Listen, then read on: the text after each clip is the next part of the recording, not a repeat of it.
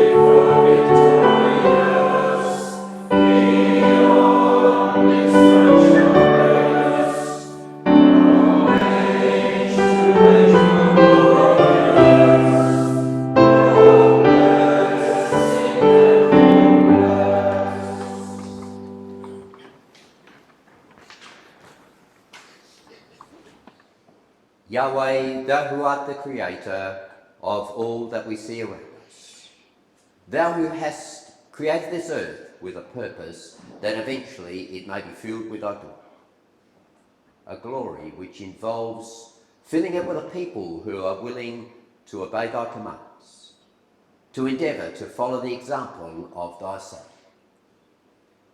We thank thee as a group today that we have had the great opportunity of understanding and seeing the revelation of thy word. We pray that we may be encouraged further in our considerations as we look through the help of Brother Tim through some words in the Ecclesiastes. We ask for thy blessing on our reader, Brother Jamin, that he may be able to read clearly and that we may understand the words. And on Brother Tim as he endeavours to show us things which are found in thy word. We ask for thy blessing on those who are not able to be here today, whether that be through health or through maybe their heart drifting to see the desires of the world as greater than they really are. We ask for thy blessing on those around our ecclesial world who do not have the opportunities that we have today. They are perhaps even forbidden from being able to speak or to preach thy words. We realise that thou dost know the circumstances of each one, wherever they are, and we ask for thy care on them. We leave this meeting in thy care, and we ask this prayer now in and through he whose return we await, our Lord and Saviour Jesus Christ.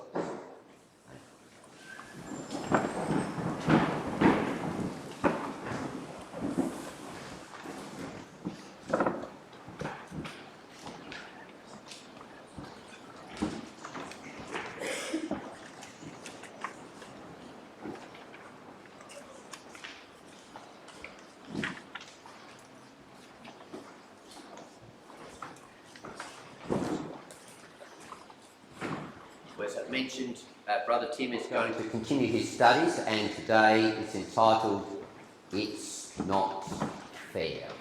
And as a basis for that talk, we're going to read together firstly from Ecclesiastes chapter 8, and Brother Jamin Lloyd is going to read that for us, and then after he's read that, Brother Tim will come up to deliver his words to us.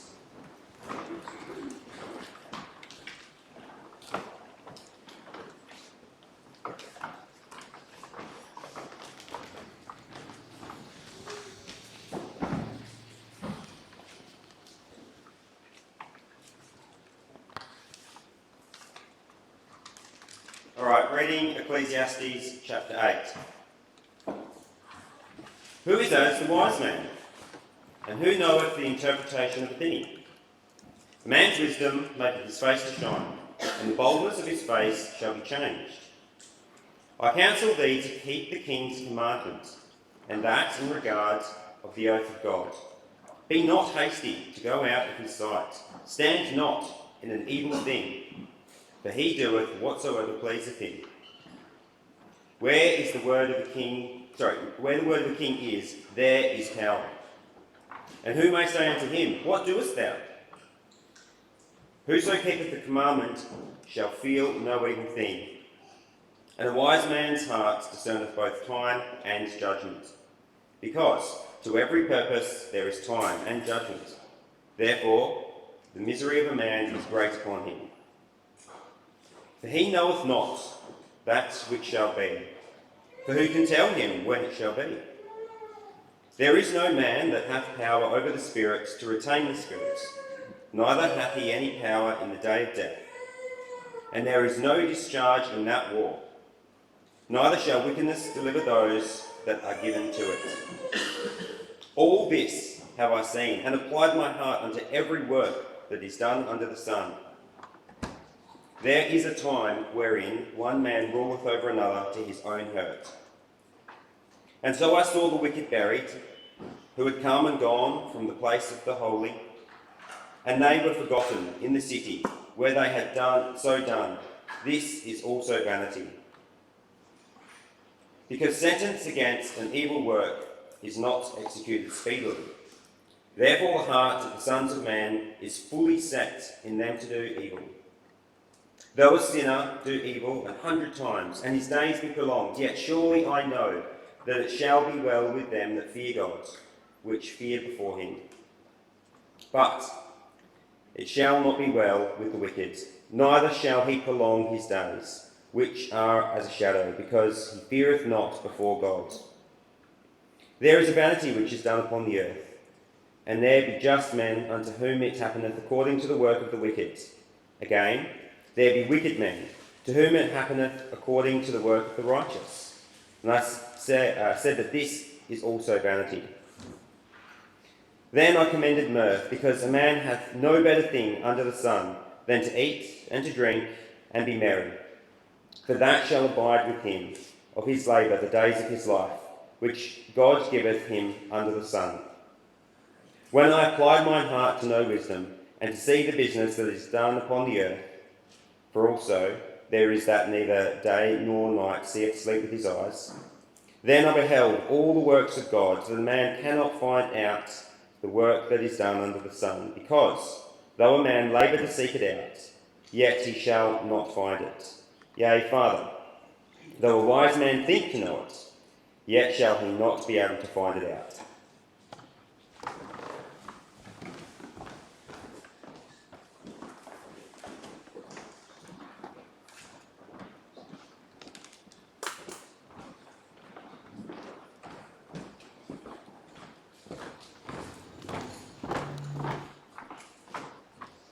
Thanks, Jamin. Brother David, good morning, my dear brothers and sisters and young people.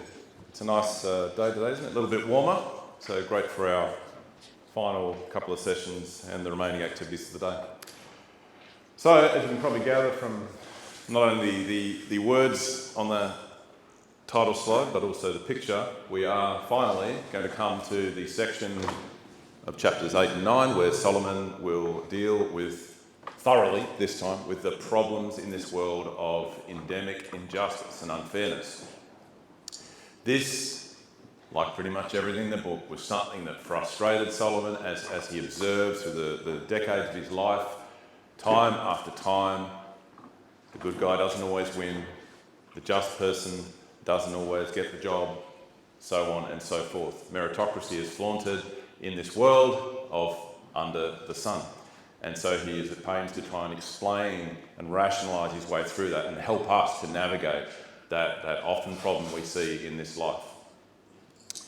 So, just to get our bearings, we of course, in the exhortation, we looked at chapter 7, where I suggested that chapters 1 to 6 are really that initial deep dive into the under the sun world, the expose if you like, and then having done that, he kind of brings us back, changes tack somewhat in chapter 7, moving out of problem mode into somewhat solution mode, where he's going to say, okay, so I've sort of bagged the world, I've told you it's not good. What therefore should you do? Well, invest in godly wisdom. That is a good start.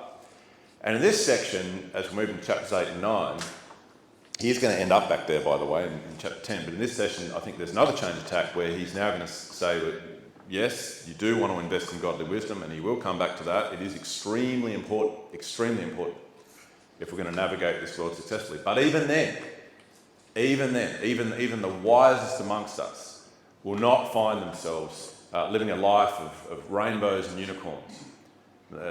You will all, we will all, I will encounter unfairness and injustice in our lives, and it will hurt and it will frustrate, regardless of how wise we may become. And this is the topic, broadly, of chapters 8 and 9. He's going to help us understand that, and he's going to bring us to the point where we have to appreciate that no matter how wise we are, we must have faith.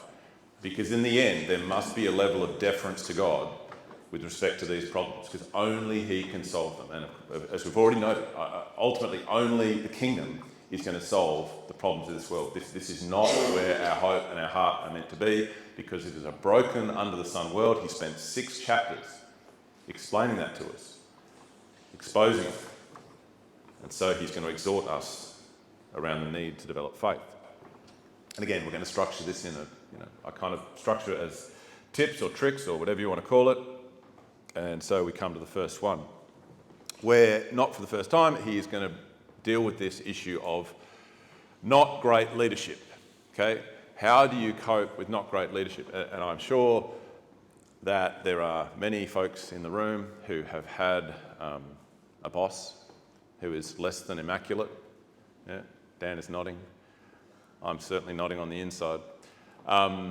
And I don't imagine we are the only individuals in this room who have been exposed to not exactly great leadership in this under-the-sun world. Okay? It can be quite painful and frustrating. When to pay the bills, you have to keep going back day after day after day and working for someone who is perhaps unreasonable, aggressive, incompetent even, etc. Okay? Not fun. We may even feel that at times we see less than ideal leadership in an ecclesial context. It's not that hard to expect that, because we are mortal and leadership make mistakes. So we're going to be exposed to this at times. Now, an extreme example there, if you're wondering who that lovely individual is, it is, of course, Emperor Nero, who was an extremely Now, this is an extreme bookend. He was an extremely nasty individual who persecuted God's ecclesia. And we believe that in 1 Peter, he is dealing with the issues that individual created. So wicked leadership has been around for centuries, for millennia, and it will not go away in an under-the-sun world. And sometimes we will find ourselves on the wrong side of tough leadership. Now, initially it doesn't say sort of wicked leadership, it just says, he's just going to tell us to submit, but if you jump forward to verse 8, you get this tone of wicked, chapter 8, verse 8. This tone of wickedness. There is no man that has power of the Spirit to retain the Spirit in the day of death. There is neither shall wickedness deliver those that are given to it, okay? So there's an inference that the preceding verses are about wicked leadership. Otherwise, you could sort of read it as both. And it sort of makes sense because what is harder to submit to? Great leadership or not so great leadership? Obviously, the latter is a little more hard to deal with. And he is going to give us advice as to how we should respond when we inevitably, probably in life, come across people like that. And quite simply, as we've seen before, he says to us, we need to submit, okay? Which, like a lot of things in this book, is kind of counterintuitive because surely if they're wicked leadership, we need to arc up, we need to fight fire with fire. Wouldn't that make sense? How are they going to learn if I don't do that? But Solomon says that is not wise. That is not wise. Understand the disproportionate power you are across the table from, and you will get better results by submission, as funny as that may seem. Chapter 8, verse 2, I counsel thee to keep the king's commandment. Do as you are told. This is a wicked leader, by the way. And that in regard to the oath of God, different ways of reading that, but simplistic way of reading it is God expects us to submit to worldly authorities, I suppose. There are other ways of reading that. It doesn't really change the point. Be not hasty to go out of his sight. Okay? That is perhaps an allusion to, you look at chapter 7, verse 9, which we saw yesterday. Be not hasty in thy spirit to be angry, for anger rests in the bosom of fools. This is when we are offended or wronged, or we're exposed to this sort of corrupt, inept, whatever leadership. We think as I like to say sometimes, we throw our toys out of the cot and we're off. We're off because we are angry. We are righteously and justly angry with this person. And therefore we get out of there. And he says, don't do that. Don't do that. It is not wise. Stand not in an evil thing, for he does whatever he pleases him. Understand the disproportionate power you are dealing with and that God has put them there. Where the word of a king is, there is power. And who may say to him, what doest thou? Okay? It is foolish to think that, or to not appreciate the context of someone who is significantly more powerful than us and think we are going to fight fire with fire and get really good results. He says you will not get good results. So don't do it. It is unwise. This is the problem of fighting not so great leadership.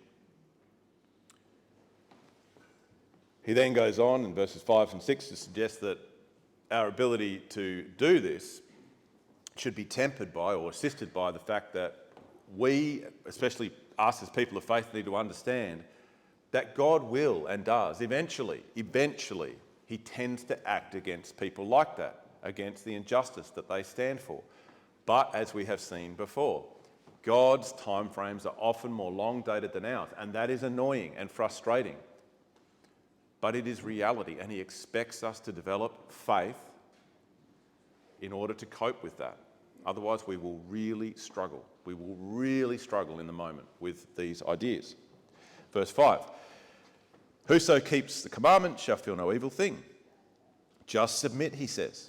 A wise man's heart discerns both time and judgment. So a wise person will understand the issues of time and judgment and the way in which God works. Because to every purpose there is time and judgment. Therefore the misery of man is great upon him. Okay, this is the wisdom of understanding the speed at which God works, or the lack of speed at which often God works. It is frustrating, but it is reality, and he expects us to develop the faith to submit to that reality. And then he rounds it out by saying, understand God will act in time. He will act in time. And that they aren't actually, certainly compared to him, particularly powerful, verses 7 and 8. Because death is the great leveller, as we again have seen before. He knows not what shall be? For who can tell him when it shall be? There is no man that has power over the Spirit to retain the Spirit, neither hath he power in the day of his death. There is no discharge in the war, neither shall wickedness deliver those that are given to it. So he does come back. He tends to do this, right? He sort of makes a somewhat extreme point and says, submit, they're wicked, I know. Just submit, drop it. And then eventually he comes back to, but they will be dealt with in due time. You will get your revenge, but it will not be your revenge. It will be God's revenge. Vengeance is mine, I will repay. We have this desire within us when we see something wrong. I have this desire, this sort of fleshly sense of justice. We're going to even the scales of justice, right? A lot of us feel that way. And God says, that is my business. Vengeance is mine, I will repay. It is not ours to take that off God and play God. He will deal with it, but it will be in due time. And we have to learn to be patient. And he then reminds us, just to drive home the point, that yes, justice ultimately gets done. He reminds us that being the top of the ladder cat, as we called them in chapter 4, it's not all it's cracked up to be anyway. People who abuse power, it tends to catch up with them eventually, okay? Eventually. Whether we intervene or not, and ideally not through our intervention. Chapter 8, verse 9. All this I have seen and applied my heart unto every work that is done under the sun. There is a time wherein one man rules over another to his own hurt. Okay, to his own hurt. So oppressive leadership, we saw this at the end of chapter 4, oppressive leadership and all the so-called popularity and influence that comes with that, when it is abused, power eventually backfires on someone and they end up kind of unhappy and miserable. And again, as much as some of us might have in our work lives and our secular lives been exposed to bad leadership, I bet a few of us have seen as the years or months or whatever roll on, sometimes things blow up for those sort of people. Things tend to act against them because eventually, there's someone more powerful somewhere in the organisation or somewhere and it catches up because people don't really like working with people like that in the long run. That's tip number 1. Submit. Submit when we encounter bad leadership. Tip number 2, very much related. Okay, these things are not necessarily as cleanly defined as I'm putting on these slides. They tend to run into each other, but there is perhaps a transition into this idea of being patient and giving God time to act. Chapter 8, verse 10, we read, "And so I saw the wicked buried, who had come and gone from the place of the holy, and they were forgotten in the city where they had so done. This also is vanity." So this is unfair, because sentence against an evil work is not executed speedily. Therefore, the heart of the sons of men is fully set in them to do evil. My favourite, not great translation, Good News Bible. "Yes, I've seen the wicked buried and in their graves, but on the way back from the cemetery, people praise them in the very city where they did their evil. It is useless." Now, this is clearly tricky in the Hebrew because it's just one of those ones where you look at a whole bunch of just different translations, they're all slightly different, but at the most simple level, they are all the same. Solomon is essentially saying in this verse, crime pays, okay? Crime pays. These people do the wrong thing, everybody can see it, and yet they come out on the right side of the ledger. It's terrible. It's terrible. This is sometimes what happens in life, and it does happen in life, right? You see it, where people get away with things over a protracted period of time, and it is frustrating, and it almost appears to encourage the growth of sin, as you would expect it to. There are no consequences in the near term. This was something Solomon found very difficult to observe. It's vanity. But in terms of us, to the extent we will see that in our lives, again, he says, don't become impatient. Don't let that affect our behaviour. We can't necessarily control that, but we can control our behaviour. So let's control what we can actually control. Doesn't that make sense? What's the point of going after those people? It's not our job. So, chapter 8, verse 12, we read on. "Though a sinner do evil 100 times." Read this carefully. You're going to see a contradiction. "Though a sinner do evil 100 times, his days be prolonged." He's going to live a long time, this sinner. It's not fair. Yet surely I know it shall be well with them that fear God. That is the people who see the Son. That is us, which fear before him. But it shall not be well with the wicked. Neither shall he prolong his days, which are as a shadow, because he feareth not before God. This, brothers and sisters, is a classic contradiction. Solomon sometimes loves to contradict himself in order to get us thinking and making a point. Anyone think of an example in Proverbs where he contradicts himself? Point blank. Answer not a fool according to his folly.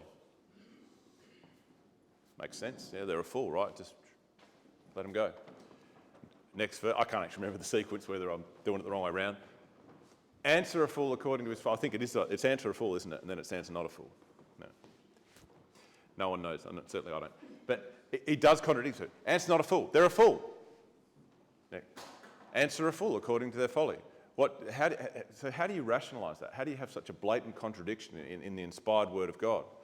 Well, I would read it as if someone is doing something foolish, you have a chat to them, see if you can work it out. But if they just keep coming back and throwing it back in your face, bail out, all right? That's not wise. Keep going back and trying to push your point over and over and over to this foolish person, right? Make your point maybe once or twice, and then that's it, right? That's how I read that so-called contradiction.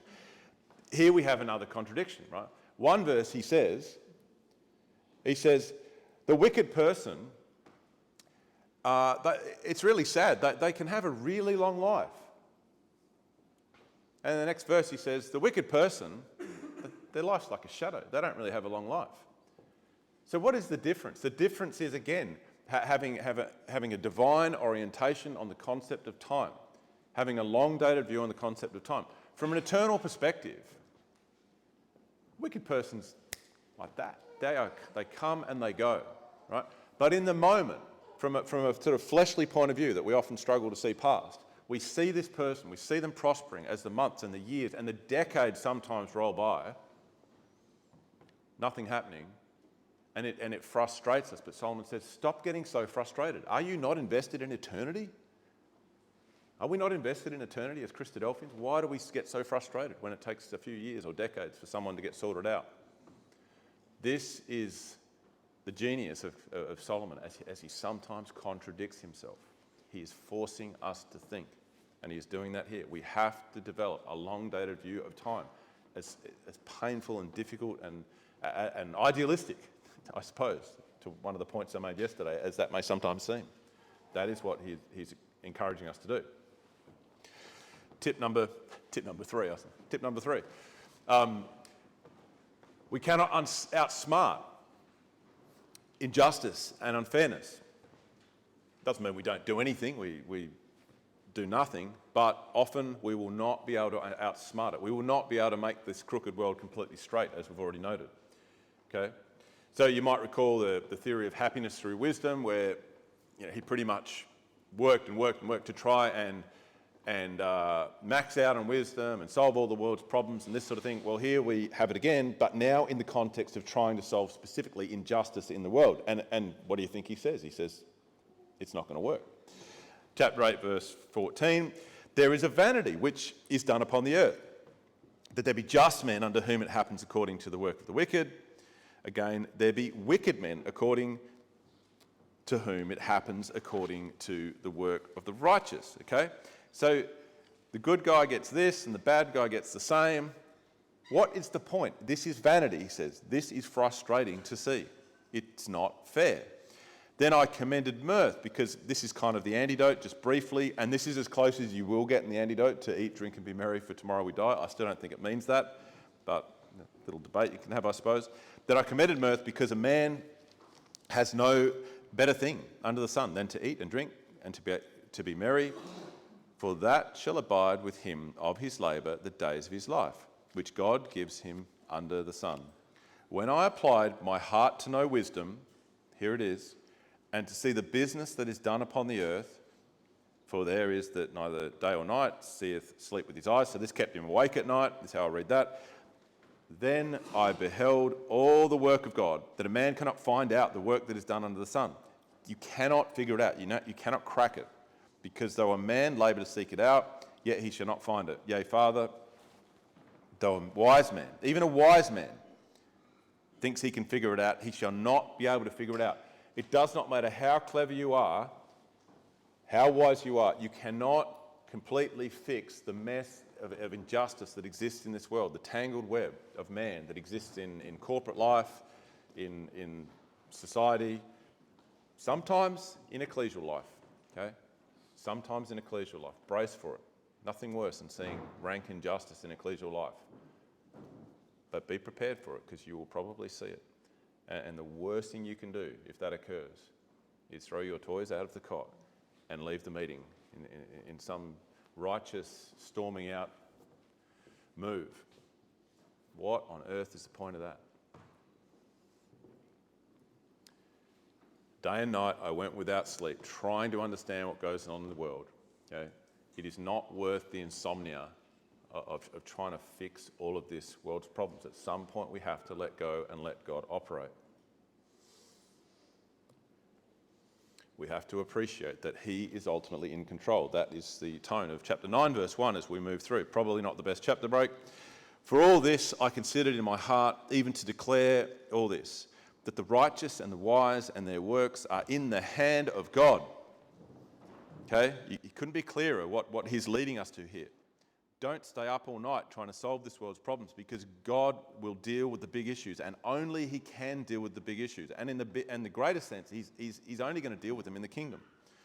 No man knows either love or hatred by all them that is before them. We are not in control, brothers and sisters, LEB. No one knows anything that will come to them, whether it be love or hatred. So this is again this sense of we are not completely in control of what is coming down the pike. This is chapter 3 again, yep. He loves to pepper his themes through the main section. We do not know it is coming. We would love to know. We would love to be in control, like a video game. But we are not in control, and we are not meant to be in control. And that is meant to develop our faith as we learn to defer to Almighty God. Because trying to control things is futile. Look at the inequity of death. Chapter 9, verse 2. He brings us to this. Another unfair thing. It says, ultimately, this is really unfair. All things come alike to all.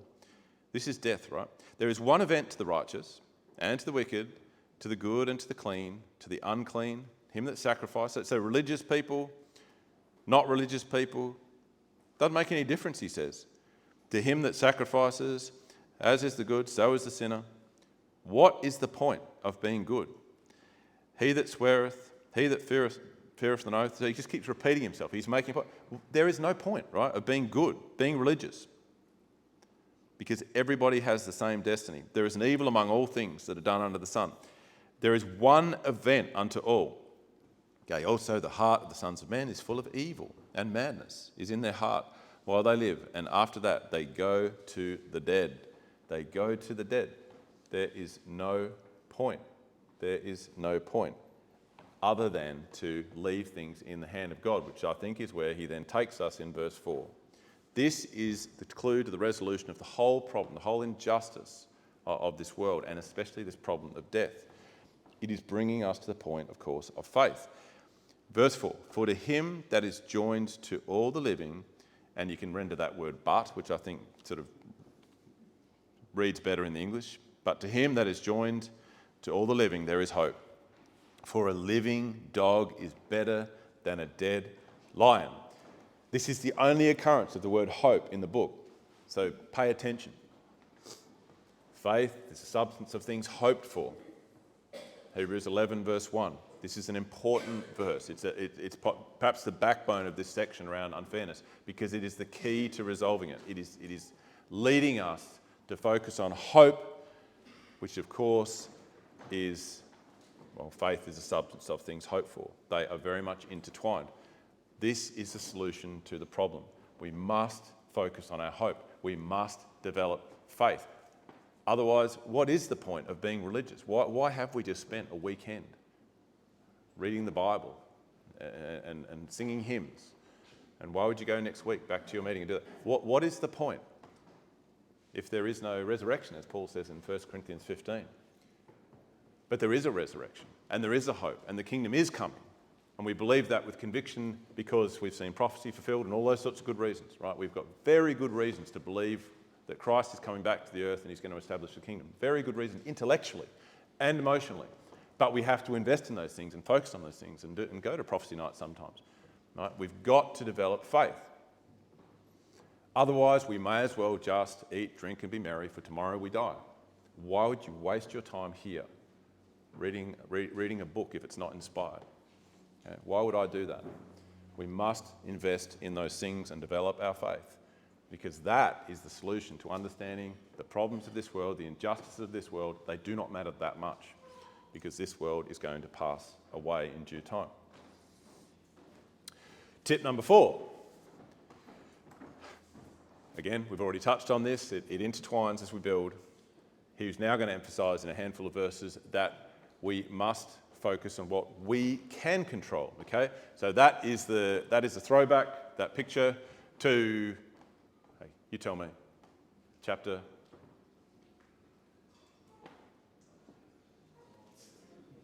What's that? One hand. Yeah, chapter 4. A handful. There's the handful. What can we control? What can we control? Not that much, actually. Not that much when it comes to fixing the massive injustices of this world. So he brings us to the antidote. This we can control, the extent to which we do this. 9 verse 7, go thy way, eat thy bread with joy, drink thy wine with a merry heart, for God accepts thy works. Okay? This is the key antidote passage, as I said in the first study. This is us. Undoubtedly, this is us. Let thy garments be always white. Let thy head lack no ointment. Live joyfully with the wife whom thou lovest all the days of thy vanity, which he has given thee under the sun, all the days of thy vanity. For that is thy portion in this life and in thy labour, which thou takest under the sun. That is the pinnacle. That is as good as it gets. That is what we should put time and energy into as best as we reasonably can. It is worthwhile. It is valuable. But then he adds something at the end of that this time that we haven't perhaps seen like this before, where he's going to exhort us to, in case perhaps maybe another caveat, where you might look at that and think, okay, we're going to kick back and relax and not eat, drink and be merry for tomorrow we die. Okay, I get it. We're going to do that. We're just going to sort of cruise, because what else is there to do? And, that seems to be what Solomon's saying, right? But he's got this nice little caveat in verse 10. If you think that you're just going to cruise around in ecclesial life, perhaps, he's not saying that. 9 verse 10. Whatsoever thy hand findeth to do, do it with thy might. For there is no work, nor device, nor knowledge, nor wisdom in the grave whither thou goest. Whatsoever you do, do it heartily as to the Lord. Colossians 3 verse 23. Okay? A tempering thought. Yes, take it easy. Yes, enjoy the simple things in life. Yes, stop and take time to smell the roses, as so few people do. Yes, enjoy relationships with other people. They are God-given. They are created by God to be enjoyed. Yes, yes, yes. But use the energy God has given you to get things done, to serve. He's going to lead into that in chapters 10 and 11. Very much at the start of chapter 11, it is there, right? So this is not cruise control, Christadelphia, like he's not exhorting us to that. And this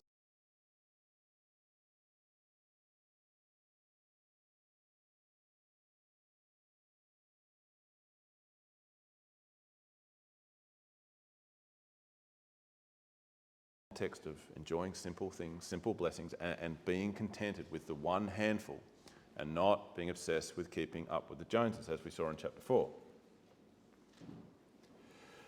So in summary, this little section, I take the point, the antidote section, I suppose, that don't throw all their energy trying to fix the injustice of this world, because we will be unsuccessful. Throw our energy at those wonderful relationships God's blessed us with, many of which for us will be in an ecclesial context. Throw energy at that. That is energy well spent, as opposed to trying to solve world hunger, as it were, or fix all the crooked people in leadership. Good luck, as if we are going to do that. Now, who recognises that? I'm already seeing some funny faces. Who recognises that? The hand of God. Blasphemy, Vince. Diego Maradona, the hand of God. Number 10, 1986 Soccer World Cup final. Quarterfinals. England are amongst the two favourite teams, which does not include Argentina. And Diego Maradona famously goes up for a header. You can go and watch the video on YouTube, and it is a blatant handball. And he absolutely thumps the ball, and it's a magnificent handball. I mean, it was very accurate. And he whacks this ball like a volleyball pro, and straight past the goalie. And he knows what he's done, but he goes crazy, and the ref doesn't. It's incredible.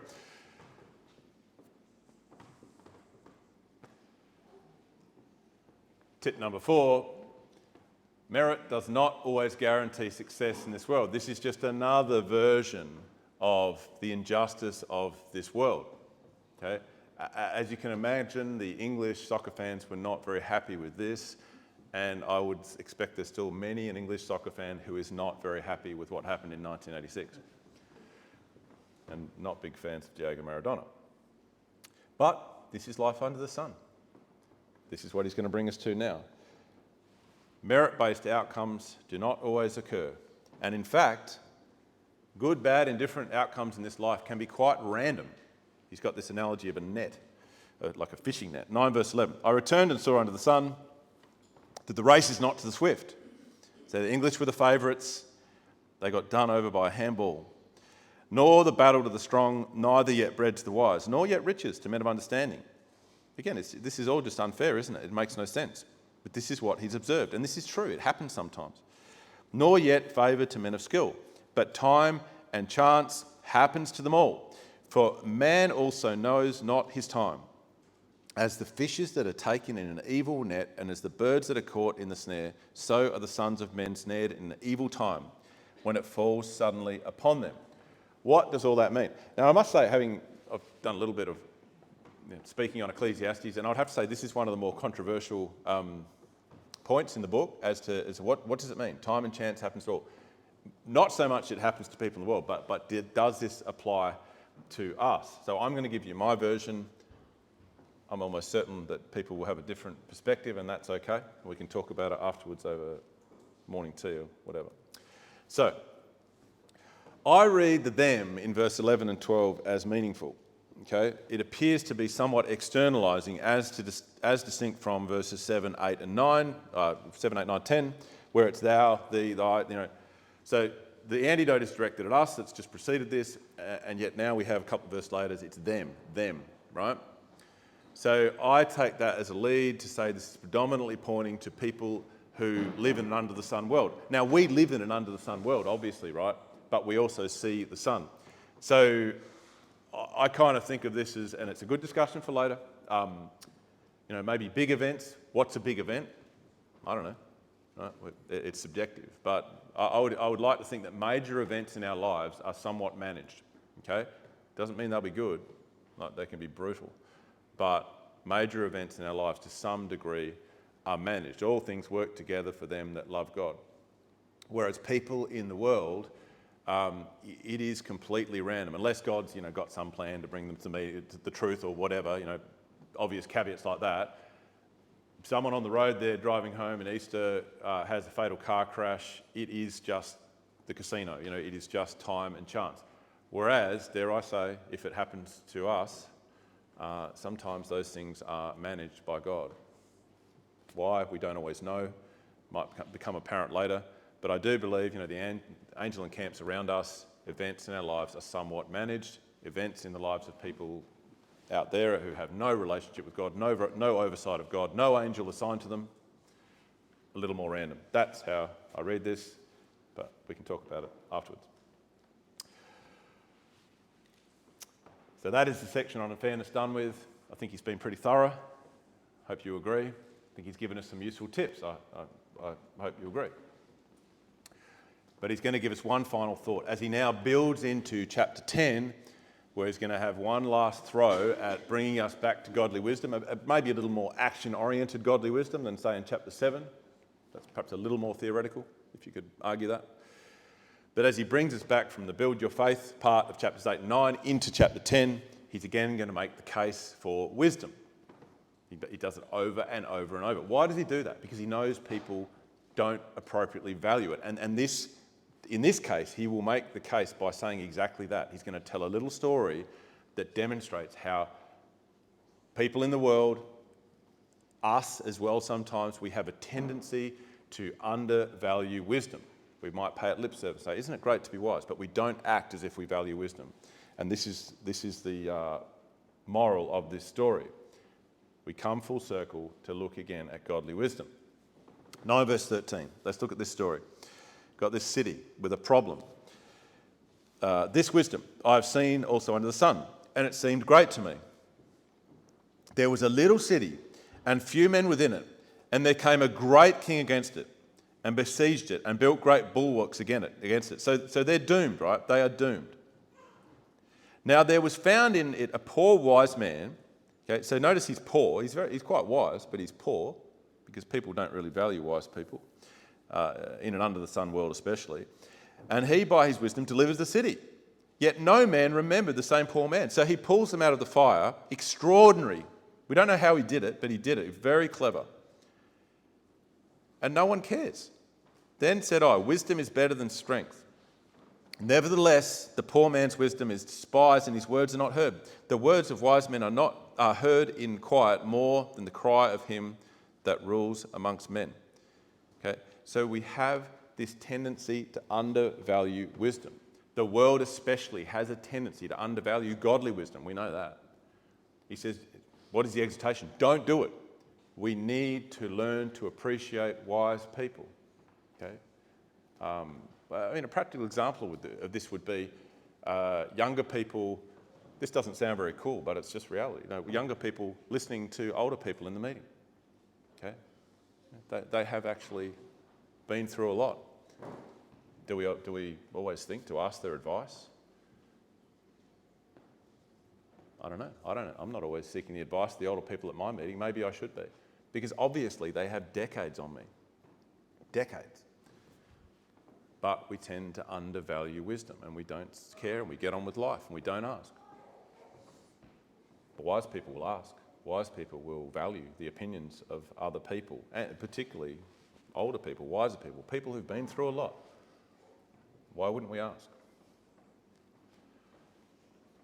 Because if we do not draw on the wisdom of others, if we do not develop wisdom ourselves, if we do not sufficiently value wisdom, look out below, because foolishness, well, just as we see in the story, wisdom can have disproportionately positive effects.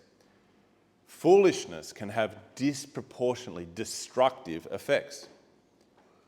Disproportionately. 9 verse 18. Wisdom is better than weapons of war, but one sinner destroys much good. One foolish act, one stupid piece of advice that is followed can bring the whole house down. So he says, be careful. Again, he's just building his case. Wisdom is disproportionately powerful. Foolishness is disproportionately destructive in our lives. So be careful. In the moment, when the pressure comes, when the trial comes, when that person does this and it irritates us so much, take a breath and just stop and think and draw from the wisdom that we've been brought to in the Word of God, because it will help us tremendously in those contexts. And that, brothers and sisters, his little case here for the disproportionate power of wisdom, foolishness, as it were, on the other side, is a beautiful lead into chapter 10, where we're going to find ourselves a fly in the ointment, reputation, and we're going to build into that section around godly wisdom in the next section, God willing.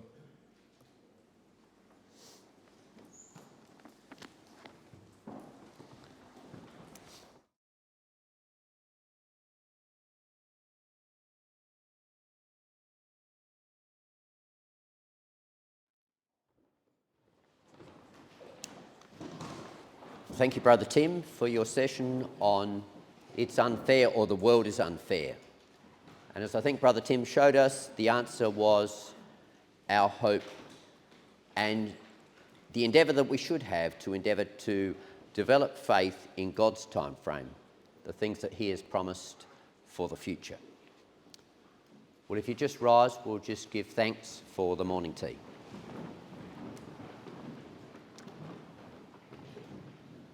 Yahweh, thou who art the great God, who dwellest in the heavens above, we come before thee now to praise thy great and holy name. And we come to thank thee for the many blessings which thou dost provide us, for the opportunity we've had to be able to consider some principles from the wise man Solomon of past times. Pray that we may be helped to think about these things and to apply that wisdom in our lives day by day. We thank thee also for the material blessings which thou dost provide us, and pray that we may be strengthened by the food and drink that has been provided for us to have. So we ask this prayer now in and through he who we await, our Lord and Saviour Jesus Christ.